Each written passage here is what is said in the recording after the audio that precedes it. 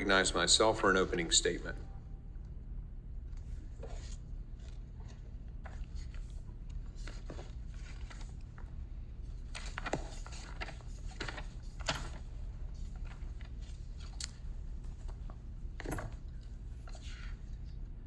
To all our members, especially Ranking Member Thompson, thank you for your cooperation leading up to today's markup. I'm encouraged by the work we did to get to this point, and I'm confident at the end of the day, every member of this committee will be proud of the legislation that we advance. This markup reflects our mutual commitment to secure the Homeland and improve the Department of Homeland Security. The 5 bills we're discussing today all deserve broad support. First, we will consider H.R. 1516, the DHS Restrictions on Confucius Institutes and Chinese Entities of Concern Act. As the members of this committee know, the Chinese Communist Party uses Confucius Institutes on university campuses to spy on Americans.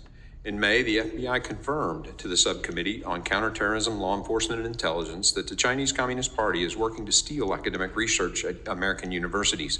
And as FBI Director Ray stated, Confucius Institutes are platforms for the CCP to disseminate communist propaganda, encourage censorship, and restrict academic freedom on our campuses. H.R. 1516 will ban DHS funds from flowing to American universities that host a Confucius Institute or maintain a relationship with a Chinese entity of concern. It's going to mitigate the risk posed by the Chinese Communist Party to our institutions of higher education. Last week, a Government Accountability Office report showed that some universities reported closing Confucius Institutes mainly in response to the potential loss of federal funding. Universities are starting to realize that the threat that the CCP poses, but now is no time for Congress to let up. Congress has previously acted to prevent DoD funding from going to universities with Confucius Institutes. We must make sure that similar actions are taken by the Department of Homeland Security. I want to thank Congressman Pfluger for his work on this bill and his efforts to expose the threat of this adversarial and dangerous regime.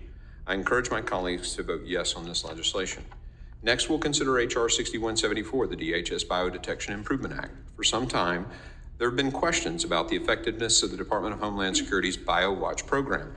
That's why in 2019, DHS launched a new acquisition program to move into the next generation of detection of biothreats and to replace the BioWatch program with new and more reliable technology. However, DHS has not used all the resources at its disposal, including the national laboratories housed within the Department of Energy. H.R. 6174 would ensure DHS is doing everything it can to improve biodetection research and development, including requiring DHS to explain how it plans to use the Department of Energy national labs. Congressman Strong, thank you for your work on this bill, and I hope all the members of the committee see the need for it and support it today. I'm also proud to support H.R. 5969, the Improving Travel for Families Act, which will streamline the customs process for Customs and Border Protection, screening travelers at airports, and for families returning from international travel.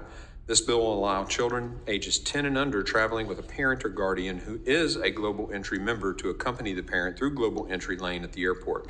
It would also allow a parent applying for Global Entry to schedule a single interview for up to 4 children.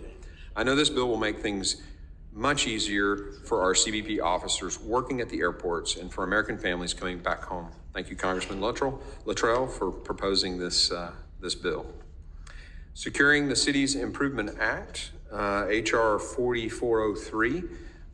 Since 2007, DHS has operated the Securing the Cities initiative to help cities prepare for and respond to nuclear and radiologic threats.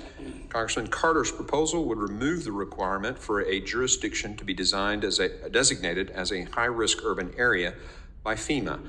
His bill would also require DHS to establish performance metrics and milestones for the STC program to track its performance and monitor its expenditures. And I want to thank Congressman Carter for his work on this bill. Finally, we'll consider H.R. 6321, the Department of Homeland Security Policy and Issuance Review Act. DHS should be reviewing its policies and directives every 2 years.